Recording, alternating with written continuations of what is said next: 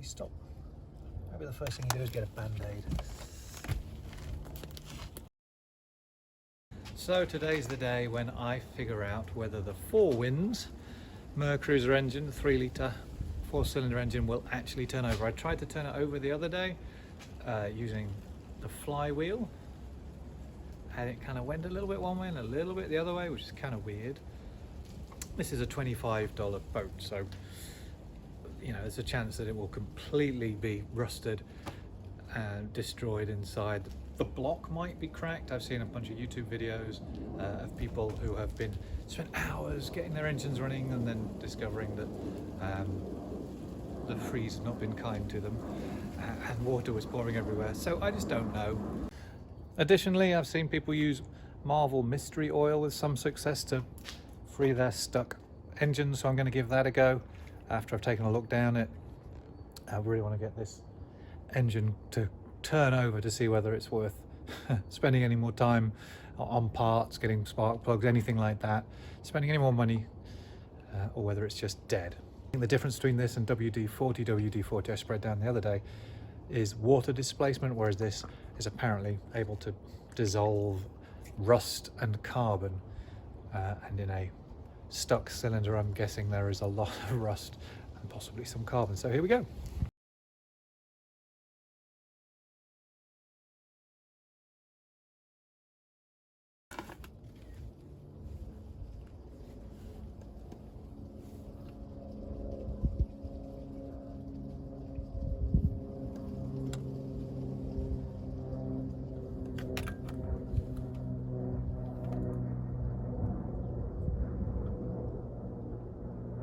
The borescope is confirmed. What you would expect is that these things are just rusty as all get out. So I'm going to try and turn the crankshaft. Go and check the oil actually, see if there is any. Oh, there is in fact oil. It's delicious oil. So I think I'm going to pour some mystery oil down. Snake oil. Oh.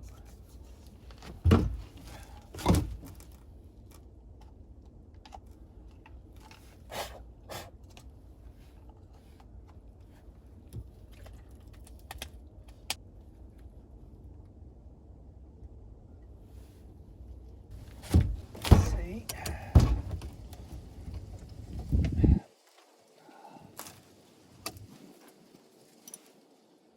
It turned.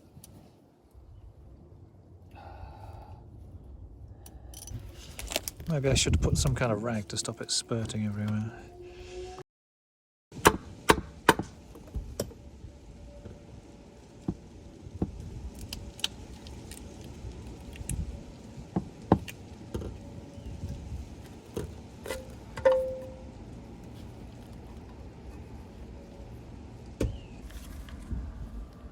It's not the worst.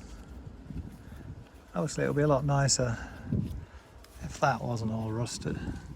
Looks like there's some kind of, it's just wet oil I think. There's some rust, pretty major. No, that's not so bad. Rag. That is not watery oil, that's not oily water, it's just, oh there's a bit of oil, look.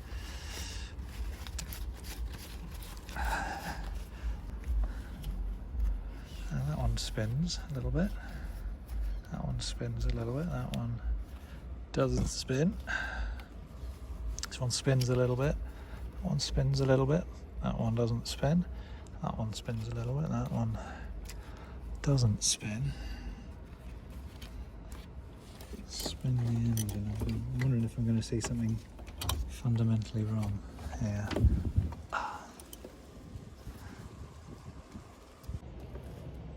I get stuck there. Try the other way.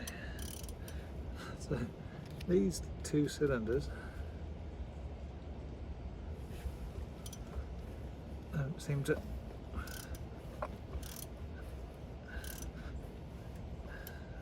hard stop again. Coming back. Oh, this one's moving. Hard stop again. That one's moving.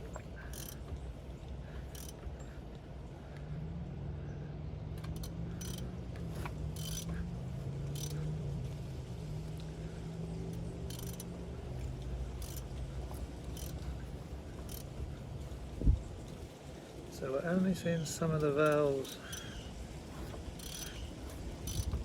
moving on this part of the cycle, but that is a very hard stop. Very hard stop.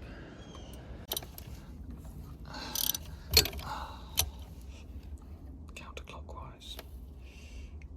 So it's supposed to go this way. So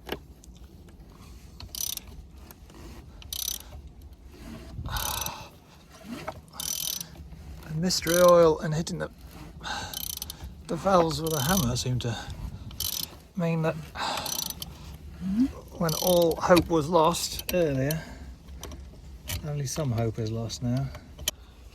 We'll see if we can spin it over with the starter motor. There goes nothing.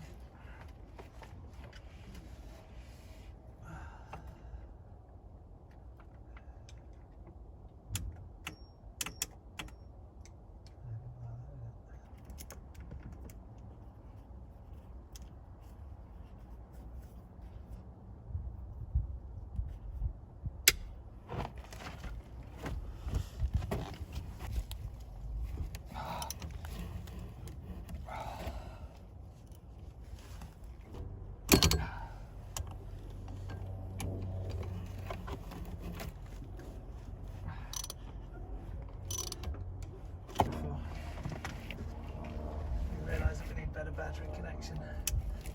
Come on.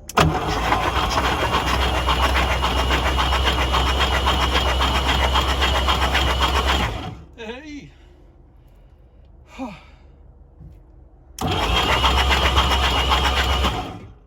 Marvel mystery oil all over the engine, cleaning and de-rustalizing.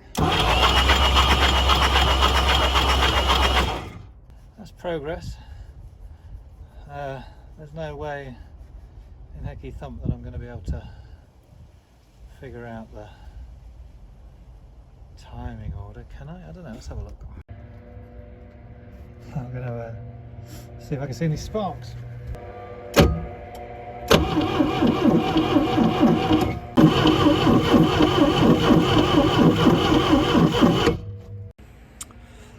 So that's about it for the day. I think I will try and get this thing covered up before the weather turns bleak. Not that it's not been sat outside in the rain before, but now that I've got some spark plugs in and I've got a bit of sweat equity, skin in the game, I'd like to cover it up. It's inside is just this kind of mixture of kind of sawdust and mystery oil, literally mystery oil, that makes everything like dipping ice cream into little crushed up peanuts when you're in here, where you're the ice cream. And my phone is covered in mystery sawdust and everything is covered. So I can see there would be an argument for cleaning out the inside. I literally wanted to see whether the engine made the boat worth cleaning on the inside. So those are things I'll do next. My back it's killing me because I'm hunched over on the floor, although there is that Home Depot bucket, so maybe I'll rig something up over the fuel tank so I can stand on that a bit more safely. Next time I'll have a look at what I can do for that key, whether I can cut a key, make a key, and get the key to be more useful than it is right now, which is absent, and try and work on sparks and fuel next. I mean, this carburetor is just it's I don't know, I've kind of loosened off that a bit. Oh no, that seems to be quite, I wasn't expecting that to be quite so sticky. This screw here is rusty as anything. So one can only imagine that the spark system and the fuel system will be dirty and sawdusty too. They might have to wait for a week or so while the weather starts to do its little freezing thing and then come back again. Don't need to winterize this. I don't think this has been near water for quite some time. I can't see smoke coming from there. Ordered one of these cheap distributor. Also got this, a Chevy V8 to tow it. I haven't got a tow ball on that yet. This wire here, these wires go to some kind of something which could theoretically stop the